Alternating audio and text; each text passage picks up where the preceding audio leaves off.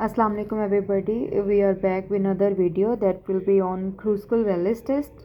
ठीक है, जब हम बात करते हैं ना क्रूस्कल वेलिस टेस्ट की, तो आपने ये बात याद रखनी है कि ये एक नॉन पैरामीट्रिक टेस्ट है and this is an alternative to one way ANOVA. One way ANOVA जो है वो एक पैरामीट्रिक टेस्ट है जो कि हम यूज़ करते हैं व्हेन वी हैव 3 और more than 3 levels of IV. So in case जब हमारे पास पैरामीट्रिक टेस्ट की असम्पशंस कंप्लीट नहीं होती तो हम उसके अल्टरनेटिव टेस्ट की तरफ जाते हैं जिसे हम क्रूस्कल वेलिस कहते हैं। मतलब कि हम जब वन वे अनोवा नहीं यूज़ कर सकते तो अल्टरनेटिव मेथड्स में हम क्रूस्कल वेलिस टेस्ट यूज़ करते हैं। सो उसकी सिचुएशन में इसकी अगर इंट्रोडक्शन की तरफ जाएं तो it's an alternative of one way ANOVA. It compare 3 और मोर देन 3 ग्रुप्स। 2 और मोर देन 2 ग्रुप्स भी हो जाते हैं जब आपके पास IV 2 हो और हर IV के फर्दर आगे 3 लेवल्स हों। इसमें फर्दर आउटकम वेरिएबल यानी कि आपका जो इंडिपेंडेंट वेरिएबल है वो या तो ऑर्डिनल हो या कॉन्टीन्यूस हो, ये हो सकता है। और लास्ट जो बात है इसमें कि हमने क्रूस्कल वेलिस कब यूज़ करना है, दैट इज़ कि data do not meet the ANOVA assumptions, यानी कि आपके डेटा में होमोजेनिटी और वेरिएंस नहीं है। मतलब आपके ग्रुप्स में डाटा इक्वली डिवाइडेड नहीं है, आपके डाटा में बहुत एक्सट्रीम वैल्यूज़ यानी कि आउटलायर्स हैं, data normally distributed bell shape में नहीं है। ठीक है, तो ये सारी चीज़ें जो है ना, इन केस जब इन सारी एजम्पशंस पैरामीट्रिक टेस्ट की या अनोवा वन वे अनोवा के एजम्पशंस आपका डाटा मीट नहीं करता तो in that case we are going to use Kruskal Wallis test. अब उसके लिए फॉर्मूला क्या है, H is equal to 12 divided by n+1 summation r square divided by n -3 multiply by n+1। ये आपका है। इसमें अब आप देखें क्या n जो है वो नंबर ऑफ़ ऑब्जर्वेशन है, यानी टोटल नंबर ऑफ़ ऑब्जर्वेशन या टोटल नंबर ऑफ़ स्कोर्स जो हैं आपके ओवरऑल 3 ग्रुप्स में।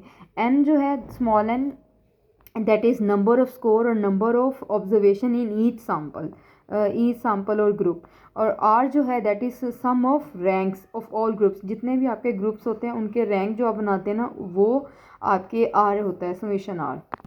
नेक्स्ट, अब इसमें हमने देखना है कि हम क्रिटिकल रीजन किस तरह से फाइंड आउट करते हैं। इसमें हम DF find out, DF is degree of freedom, जिसको हम कहते हैं नंबर ऑफ़ इंडिपेंडेंट ऑब्जर्वेशन आपके डाटा में क्या है। तो आप कैसे फाइंड आउट करेंगे, DF is equal to K-1। K is your number of groups, जितने भी आपके पास number of group, number of treatment या नंबर ऑफ़ ऑब्जर्वेशन होती हैं। अब हम क्वेश्चन सॉल्व करने की तरफ आते हैं। यहाँ पर एक क्वेश्चन है कि researcher want to compare 3 teaching methods on scores, कि वो कंपेयर करना चाह रहा है कि उसके टीचिंग मेथड्स कौन कौन का क्या इफ़ेक्ट पड़ता है स्कोर्स पर। अब आपके पास 3 टीचिंग मेथड्स हैं, method A, method B, method C। ठीक है, ये 3 टीचिंग मेथड है आपके पास। मेथड A के स्कोर्स हैं आपके पास 40, 50, 52, 48, और मेथड B में 60, 58, 62, 65, मेथड C में 47, 49, 46, 48। सो आपके स्मॉल एन इसमें ईच स्मॉल एन जो है वो each number off score in each group है। तो स्मॉल एन आपके पास 4 है, N1, N2, N3, और टोटल कैपिटल एन यानी टोटल नंबर ऑफ स्कोर्स जो हैं आपके तीनों ग्रुप्स में वो सब मिला के हो जाते हैं 12। और के मीन्स के आपके नंबर ऑफ ग्रुप्स या नंबर ऑफ सैम्पल, तो आपके पास टोटल 3 डिफरेंट ग्रुप्स हैं, K इज़ इक्वल टू 3। सो इसको हम टेबल फॉर्मेट में यहाँ अगर लिखते हैं तो इस तरह से हमारे जो क्वेश्चन का टेबल बनेगा। So moving forward with the next step, सबसे पहले आपने क्या करना है, आपने हाइपोथेसिस स्टेट करनी है। नल हाइपोथेसिस जिसको आप H0 कहेंगे, और अल्टरनेटिव हाइपोथेसिस जो आपकी H1 होगी।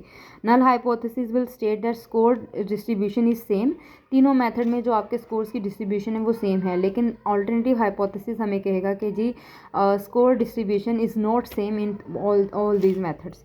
ठीक है, अब आप क्वेश्चन की तरफ आएँ तो सेकंड स्टेप में आपने क्या करना है, रैंक को कंबाइन कर लेना है। सारे रैंक्स कंबाइन करना है मीन्स कि आपने डाटा को अरेंज कर लेना है असेंडिंग ऑर्डर में, लोएस्ट वैल्यू से हाईएस्ट वैल्यू की तरफ। तो आपने सारे डाटा को अरेंज कर लिया, फिर सारे डाटा को रैंक्स प्रोवाइड कर दिए जिस तरह से हम रैंक असाइन करते हैं। 4.5 और 4.5 ये इसलिए कि 48 2 टाइम्स हमारा रिपीट हुआ था, तो इसका रैंक 4 और 5 बन रहा था। 4 और 5 को प्लस करके हमने 2 पे डिवाइड किया, तो ये जो कॉमन वैल्यू आई 4.5, ये हमने दोनों को रैंक असाइन कर दिया। ठीक है, उसके बाद आपने यहाँ मेथड्स लिख देना है कि ये स्कोर किस मेथड से बिलोंग करते हैं। अब जैसे 45 मेथड A में था, 46 मेथड C का स्कोर था, 47, 48, 40 ये मेथड C के स्कोर थे, फिर 48, 49, 50 ये मेथड A के स्कोर थे।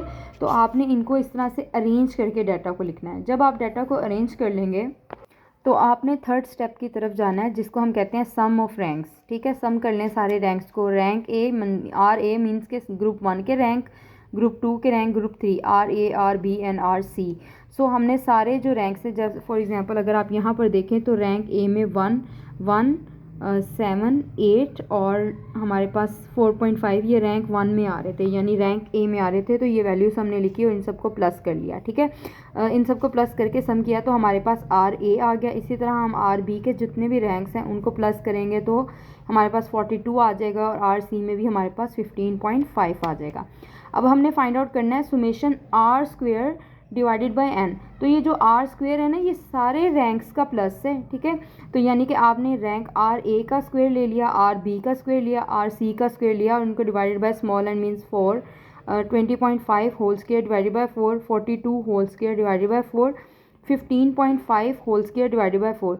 जब आप इन सबको प्लस करेंगे ना, इसको सॉल्व करेंगे, पहले आपने होल स्क्वेयर फाइंड आउट कर लेना है और फिर इनको डिवाइड करके जो वैल्यू फाइंड आउट करेंगे वो आपकी होगी 606.125, ठीक है।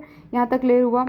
अब इसके बाद आपने फोर्थ स्टेप करना है। फोर्थ स्टेप जो होगा वो आपकी कंप्यूटेशन होगी। तो ये जो आपने फॉर्मूला फाइंड था ना आपका n divided by n bracket n+1 summation R square divided by small n minus 3 multiply by capital N+1। So summation R square divided bye n हमने फाइंड आउट किया था, जो कि हमारा था 606.125, ठीक है। जब हमने ये सारी वैल्यूज़ लिखी, कैपिटल N हमारे पास 12 था और स्मॉल n हमारे पास 3 था, ठीक है। तो हमने ये सारी वैल्यूज़ लिखी और इसको सॉल्व किया। तो सबसे पहले हमने क्या करना है, हमने वैल्यूज़ लिख दी, फिर 12 + 1 किया तो 13 आ गया, ठीक है। 12 + 1 13। तो ये सारी हमने इन सब वैल्यूज़ को सॉल्व कर लिया। जब आप उनको सॉल्व करेंगे, समराइज़ करेंगे, तो आपके पास एग्जैक्ट ये वैल्यू आ जाएगी जो कि आपका है एज की वैल्यू, यानी आपके क्रूस्कल वैल्यूज के टेस्ट की वैल्यू। अब आप सोच रहे होंगे कि इसको किस तरह से हम फाइंड आउट करेंगे कि जो हमारा हमारी क्रिटिकल वैल्यू है जो हमारी नॉर्मल डिस्ट्रीब्यूशन में है, कि हमारी कौन सी हाइपोथेसिस एक्सेप्ट होगी। तो उसके लिए आपके सामने ये टेबल है जिसको हम काई स्क्वायर डिस्ट्रीब्यूशन टेबल भी कहते हैं। कुछ बुक्स में लिखा हुआ है कि जो आपका कि क्रूस्कल वैल्यूज़ की वैल्यूज़ है ना, वो आप, क्योंकि काई स्क्वायर में भी degree of freedom find out करने का सेम मेथड है और क्रूस्कल वैल्यूज़ में भी सेम मेथड है, तो आप यहाँ से भी अपना जो है ना degree of freedom find out कर सकते हैं, sorry critical reason find out कर सकते हैं। अब आपकी डिग्री ऑफ फ्रीडम थी 3 - 1 = 2 और आपका अल्फ़ा लेवल था 0.05, तो आपके पास वैल्यू क्या आई 5.99। ये आपका क्रिटिकल रीजन है। अगर अब आप अपने आंसर की तरफ आएँ तो आपके आंसर में जो वैल्यू है क्रिटिकल रीजन, आपके पास जो अल्फ़ा वैल्यू आई थी, अल्फ़ा वैल्यू दैट वाज 5.99, ठीक है। अल्फ़ा वैल्यू 5.99 थी और आपका आंसर जो है एच वैल्यू आपके पास आई है 7.61। तो this is greater than this alpha level, तो इट मीन्स कि आपकी नल हाइपोथेसिस रिजेक्ट होती है और अल्टरनेटिव हाइपोथेसिस आपकी एक्सेप्ट हो जाती है। यहाँ पर ऑनलाइन गूगल पर आपको एक और टेबल भी मिल जाएगा जो है critical values for Kruskal values H distribution, ठीक है, एज डिस्ट्रीब्यूशन में। तो यहाँ पर आप टेबल में देखो कि आपके सामने यहाँ N1 N2 और N3 लिखा हुआ है, मीन्स कि आपकी डिस्ट्रीब्यूशन कैसी है N1 N2 N3 में। अब आपके N1 में भी 4 थे सैम्पल्स, N2 में भी 4 थे, N3 में भी 4 थे, तो हम we are going to find out the scores that are is equal to N1 N2 N3 and N4। तो अगर हम इसकी तरफ फाइंड आउट करते जाएं तो हमारे पास जो वैल्यूज़ आती हैं that is equal to this, कि ये देखें। अब आपके पास जो स्कोर था दैट इज़ ये 4 सैम्पल 1 N1 N2 और N3 में भी आपके 4 थे और आपका अल्फ़ा लेवल था 0.05, तो आप 5.692 ये आप अपनी वैल्यू कंसीडर करेंगे इन योर डेटा। तो it's almost the same. For example ये देखें ना, यहाँ पर इसके सैम्पल्स दिए हुए हैं और यहाँ पर इसके जो है ना अल्फ़ा लेवल दिए हुए हैं।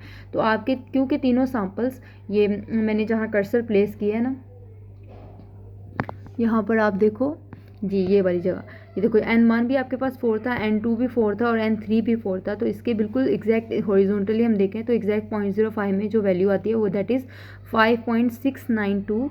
और अगर इन दिस केस भी आपका जो है ना आंसर जो है दैट इज़ ग्रेटर देन 5.692, तो आपकी जो है नल हाइपोथेसिस को आप रिजेक्ट करते हो और ऑल्टरनेटिव हाइपोथेसिस को आप एक्सेप्ट करते हो, ठीक है। Thank you so much for watching, and if you have any questions so you can leave a comment. Thank you.